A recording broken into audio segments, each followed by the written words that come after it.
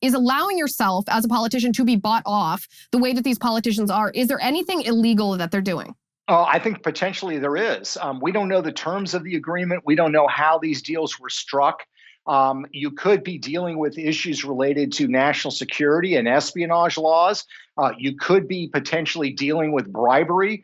The way it's defined in the United States, it's kind of a quid pro quo. But my point would be is if it's not illegal, it should be. We should have laws that prevent politicians and their family members from getting sweetheart deals, and that's what these largely are, from foreign governments to curry favor with them. I don't think that if you were a mid-level employee at the Pentagon or you worked for the CIA, you had a security clearance, you would not be allowed to have family members conducting commerce with China, particularly with Chinese companies linked to Chinese intelligence.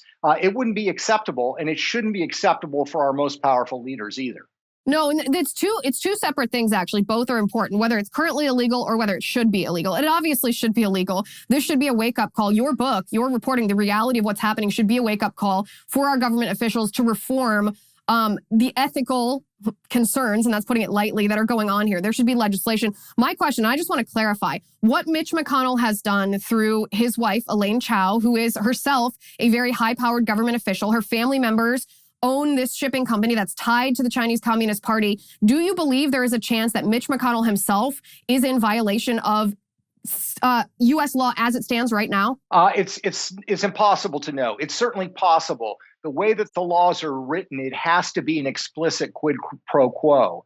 Was Mitch McConnell stupid enough to do a quid pro quo with Beijing? I don't know. I know that he visited there with his father-in-law in 1993 and met with the Chinese State Shipbuilding Corporation. And there was essentially a bargain was struck that the Chinese government was going to aid the family's business in its rise. And it's the reason that the family is so wealthy to the extent that they are today.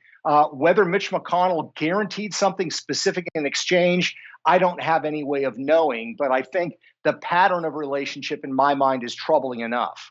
All right. The same question for Hunter Biden. I mean, if we're talking about stupid, if we're talking about paper trails, there's no better example perhaps than Hunter Biden. He has secured billions of dollars, at least in equity deals with entities tied to the Chinese Communist Party while his father was vice president. This is even before Biden was president.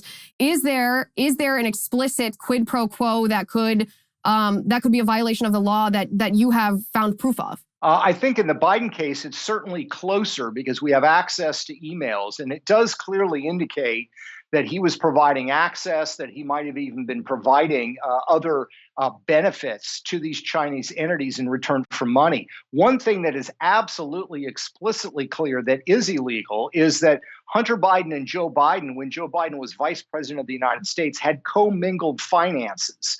Hunter Biden was paying his father's monthly bills. He was also paying for things like renovations on his father's home in Delaware. That is patently illegal. As a politician, you are not allowed to accept subsidies from family members to supplement your lifestyle. Can they give you a birthday gift? Yes. Can they give you a Christmas gift? Yes.